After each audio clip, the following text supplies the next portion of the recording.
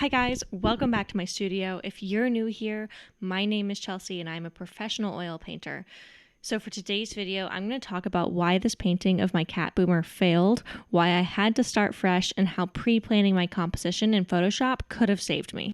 For the first part of this video, I decided to talk as I painted, so you'll actually get to hear my thought process and watch me paint in real time. But before we dive in, I wanted to go ahead and recycle the panel from my first attempt. On my second attempt, I wanted some of the raw linen to show through, but with my first attempt having totally covered the canvas and being too dry to remove, I just needed to start over. So here I'm taking some lead alkyd ground and re-priming the panel so that after it dries, I can use it again for a whole new painting. Once that's done and drying, I'm just going to switch to a fresh panel and can begin again. I hope this real-time look is really helpful, so without further ado, let's dive in.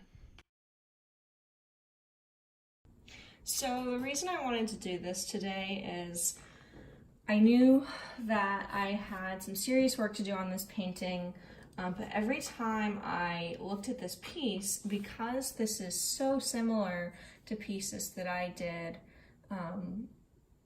between 6 months and a year ago, and my style's been evolving. I've really been getting into a rhythm as far as what I expect from my own work as a painter. It seemed so weird to me to be revisiting a painting that felt almost identical to one that I've done before. I just kept looking at it and kind of feeling like I was stuck, stuck painting the way I used to. Even though I just started it, to be clear, it wasn't like I was in the middle of painting it and I just felt like it was a slog. That's not true. It's just that every time I would kind of look at it and evaluate it or step away and come back to it, it just felt like I hadn't learned anything, which I know isn't true. The reason it felt that way is simply because I wasn't applying the things that I've learned between the last time I worked on a similar painting to this one. So, one thing I learned really recently on a portrait I was working on was the importance of using Photoshop to my advantage. A lot of times I am referencing the photo rather than working from life. To be clear, I think working from life is absolutely superior, but in the case of working with animals, you don't really have that luxury a lot of the time. They're not going to sit still for you, or I've commissioned clients where they live all the way across the country, and coming here for like a 3 to 5 hour portrait sitting just isn't gonna be how they use their time. Anyway, because I'm using that practice so frequently, I've learned that it's really important not to just work from the photo, but really take advantage of the tools that I have at my disposal. And that means pre-planning a composition in Photoshop. And when I started this piece, I had not done that. And the more I thought about what I wanted to accomplish with this piece, the more I realized that was a problem.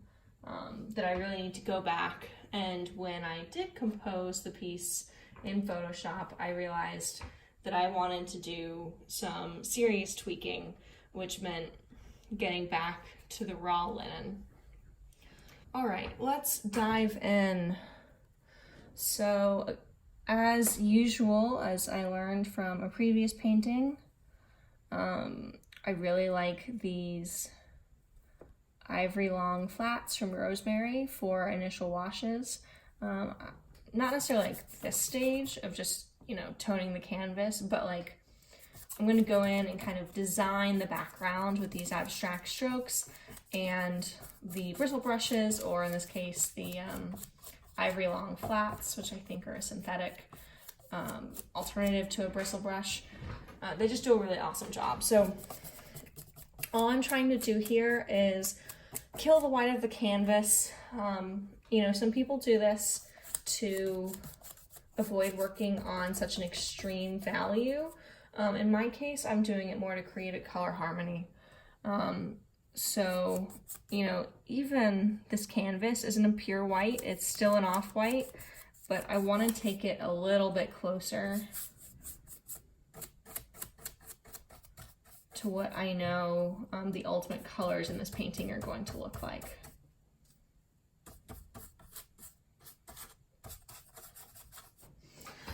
What I was painting with just now was a combination of transparent oxide yellow and transparent yellow green, both of these from Rembrandt, excuse me. Any of the transparent colors I'm using are usually Rembrandt. The only exception is Gamblin Transparent Orange, which is not the same as Rembrandt's Transparent Oxide Orange. Okay, I'm just taking a look at my reference again. Making sure I don't have night shift turned on my computer. Also making sure my brightness is looking the way I want it to. I'm thinking there's maybe a little bit of green in this piece, just in the background of the color harmony that I'm missing. So I'm going to take, I think, a little bit of this transparent yellow-green. No, I'm going to take Viridian, and I apologize before I said that the background was a mixture of that transparent oxide yellow with transparent yellow-green. It was not. It was mixed with Viridian. The transparent yellow-green, I think, was actually pulling a little bit too far in the yellow direction. Just wasn't getting the right bang for my buck as far as adjusting the temperature of this canvas. Because while this is a pretty warm composition, I really need the background to be desaturated. I need for it to be as cool of a warm, if that makes sense, as it can possibly be for the eventual warm tones to really stand out. Okay. Great. I don't know how well it's honestly coming across on camera just because it's such a bright canvas at this point. You know, there's not a whole lot of information for the camera to glom onto, but I think once we start getting some more values in, it's gonna look a little bit more faithful to what I'm seeing. Okay. That's looking pretty good. I'm not even gonna roll this off, or am I? Let's see what it looks like. I'm gonna just pull this up so I'm not rolling my paper towel into my paints. And if I hate this, it's okay. You know, I can go back and deepen it. But I think this is actually about what I was looking for. So, for those of you who might be curious, I learned this trick from Richard Schmidt's Alla Prima. I'm not sure if it's, you know, the Alla Prima 2 or the companion piece. It's also kind of vaguely possible it's from Katie Swatlin's online lessons, which are kind of an extension of the Alla Prima book. It's a bunch of like photo tutorials of Richard Schmidt painting, which I think is just like the greatest resource. You know, if you are interested in Alla Prima painting, if you're at a point where you feel like you're ready for some serious in-depth instruction, I would absolutely check out Katie's website because it is so useful. I refer to it over and over and over, to be quite honest, and every time I kind of forget how useful it is. I kind of think like, yep, I got all the lessons from that, and occasionally I'll go back to just refer to a painting tutorial that's relevant to a project I'm working on. And it just like blows my mind how much information is there. Every time I learn something new, it's never done. I've never just absorbed it. So there's a combination of 3 colors that are really happening here. There's transparent yellow-green, transparent oxide red, and then there's a really deep green that is very close to black, but I think it's going to be a combination of Viridian and transparent oxide brown just to deepen it. Let's see how it looks. Yeah, it's looking good on the palette. Let's see if I actually like it in person. Okay, yes, that's right on the color temperature. I'm not sure it's dark enough. Well, that is. I probably just need a lot more paint. So I just have 3 piles on my canvas right now. I have kind of the yellow-green mixture, I have just transparent oxide red, and then I have my green pile here.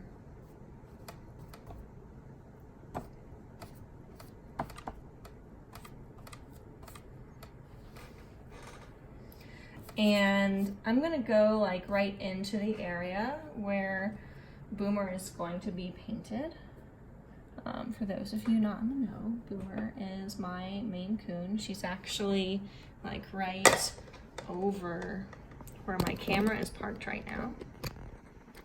So if I take this out and look over, there's Boomer in her cat bed taking a nap. Keeping watch over the studio. This photo was taken when she was still only just a couple months old, or a few months old, and she's grown up so much since then.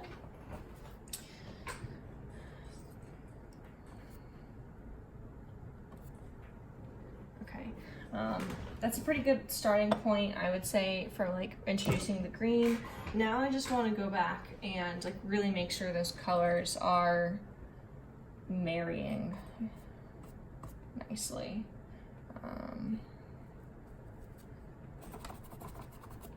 So right now they're, you know, they're all on here, but they're not necessarily interacting yet on the canvas. So without going crazy, just picking up a little bit of alizarin crimson that I feel like I can see up here. Probably needs a little bit of toning down with transparent oxide brown, I think.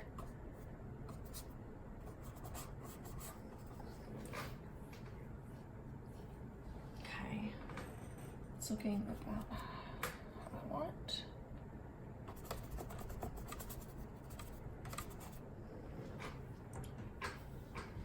And here all I'm really thinking about is that I really want the colors to harmonize, add some visual interest, you know, assist the composition, and then I just really want them to glow. So I'm not weighing this down with opaque colors.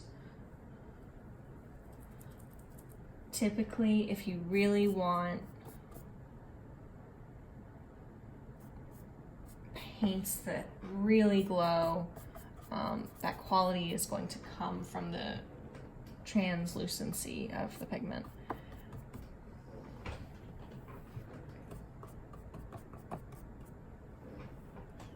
It's looking a little face-like, just not what I want, but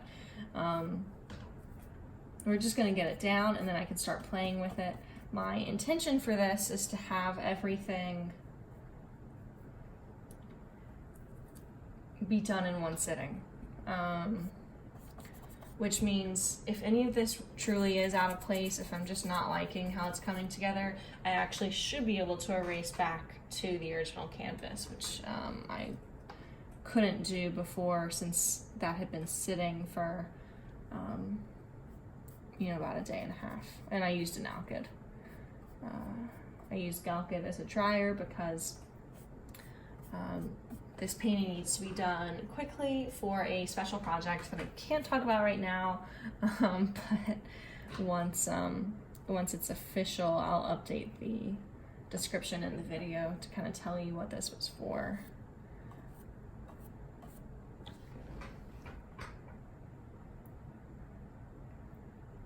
Okay. Again, it's looking about how I want it. I think my next step, honestly, might be to just move past the background for right now.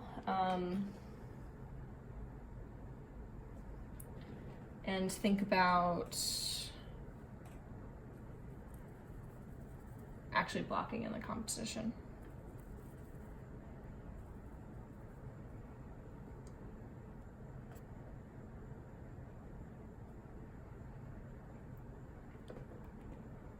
So I have this kind of like arbitrary ledge that she is sitting on. It's actually a windowsill in real life. But I think I'm going to kind of play with it to make it look like there's fabric draping over it. So maybe, you know, it's a tablecloth or something in this painting.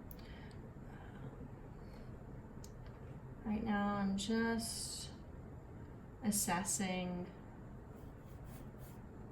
where I think the edges of Boomer as a subject are going to be. It's actually not super accurate.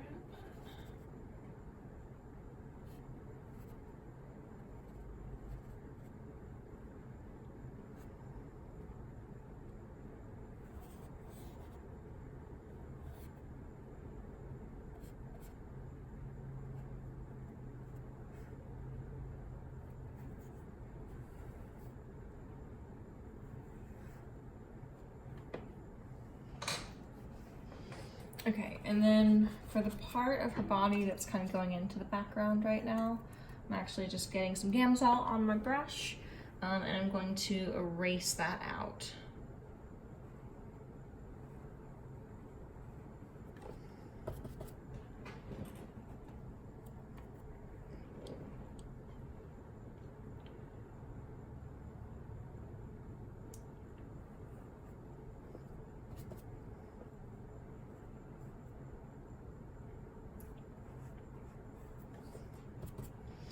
And because this is a piece I am turning around quickly, I'm definitely going to be taking advantage of one of my favorite little painting hacks.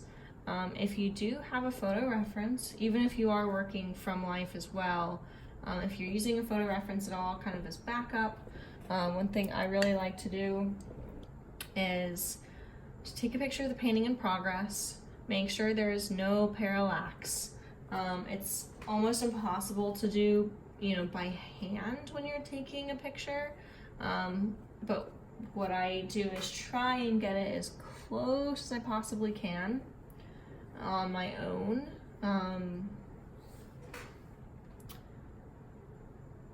Just kind of thinking about the painting there, sorry. I disrupted my train of thought.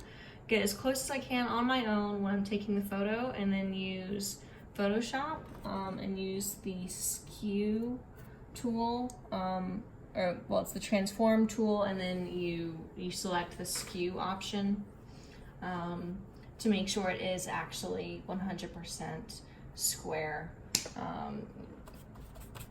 so you don't have any distortion from viewing the image at an angle. That's what parallax is, by the way. I didn't say that earlier. And then I superimpose it on my reference. So that way I can kind of toggle the painting layer off really quickly and just see what the issues are, or I can put the painting layer at like 60 or 70%, and I'll actually see where the edges don't match up. So on her, I want to make sure that she is proportional. Well, she doesn't necessarily have to be the exact right size, but I do want to make sure that I'm really capturing the gesture, which on her is kind of like this big sweeping motion that way. She's really kind of like puffing her chest out and then cocking her head back. So I'm going to go ahead and pause the recording, take a photo of the image, put it into Photoshop, see what's working and what's not, and then go ahead and dive back in to adjust this. Okay, so I loaded this into Photoshop. I'm not going to move the camera because it's already locked into my tripod, but you can see here my reference. Well, you could if I didn't have that in the way. And this is what it looks like when I superimpose the image of what I'm painting onto here. Oops, that's not what I wanted to do. I just want to close out of my painting image because I don't need that. So I can actually see pretty clearly how my lines are off. As usual, I have drawn her body too big. I've done that every time that I've tried to start this painting. So I'm going in and trying to make like really calculated adjustments on here. Similarly, her tail is in about the right place, but we have this really cute little scoop. And because I don't intend to have a lot of like abstract marks here, the way I do up there, I'm gonna go ahead and erase out. This is just a bristle brush with Gamsol. I'm just removing that initial mark. I'm gonna lighten this one too. I don't necessarily want to get rid of all of it because I think it's an interesting looking mark, which is pretty cool. I like it when I actually successfully do that. And I'm gonna do the same thing here with her back.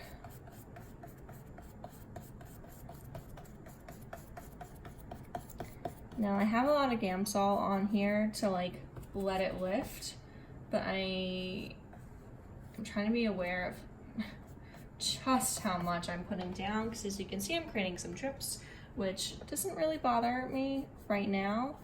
But on a different painting I would probably have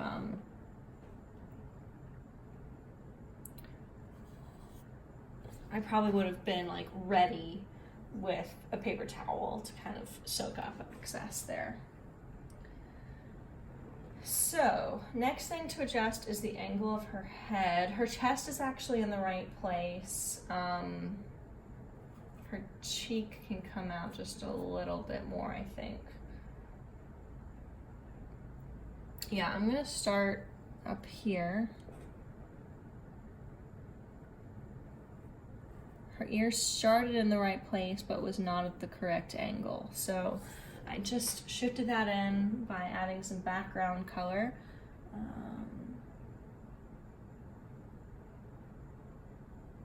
This is wholly too far to the wrong side.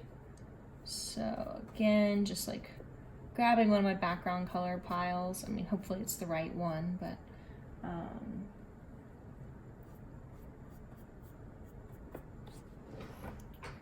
grabbing that and filling that back in. And then, so this whole side of her face, it's about right up here. It's a little high. So I look over at my reference, and then it's actually at a much steeper angle. So that the angle I was looking at there seemed close enough. And I'm gonna go ahead and just recreate that background a little bit. So now we're going back into time-lapse mode, and I can tell you a little bit more about what I was thinking to get me from this stage all the way to the end of the painting. Now that I've sketched out Boomer's body, I'm beginning to change gears and think about how to block in some color. For this, I'm thinking in really big shapes and focusing not on the hue or the saturation of the color, so much as I'm focusing on the value. This helps me work a little bit more quickly, and I think it can create some really beautiful effects. Most of what we need for a painting to read realistically is for the value to be correct. If we happen to have a hue that's totally off next to the correct hue, it can actually create a really cool effect where the colors read harmoniously but quote-unquote vibrate off one another, creating a richer feel. If you're not familiar with this concept, definitely take a look at, say, a Monet cathedral painting and notice how widely the colors vary while the painting on the whole still reads cohesively. After that block-in is complete, I'm simply going back, squinting really hard at my painting and then at my reference and comparing the largest shapes. Once those read as being the same, I slowly start comparing smaller and smaller shapes until I'm happy with the piece. For this painting, that really came mostly in the form of correcting some of the facial features. The eyes were really difficult to make symmetrical and just really capture the shape correctly. Similarly, they are pretty dark, but they have some reflections in them. And correcting those kinds of tiny details took several passes and several times, taking a photo like I did earlier, putting it back on the computer and doing a comparison. So that is all for today. I hope you learned something about what to do when you worry a painting isn't salvageable, or just some general tips about how to start a painting in oil. I actually had a ton of content here. This video was nearly an hour just from the real-time portions alone. So if you would like to see an unedited version of this video, be sure to hit the like button and comment down below to let me know that that's something you'd be interested in. In the meantime, make sure to subscribe to keep up to date on my latest painting videos. Coming up soon, I have a studio tour of my Holy Grail art supplies, a new portrait time lapse, and a video looking at the full process for starting a painting that goes even more in depth than this one. Until then, happy painting, and I'll see you next time.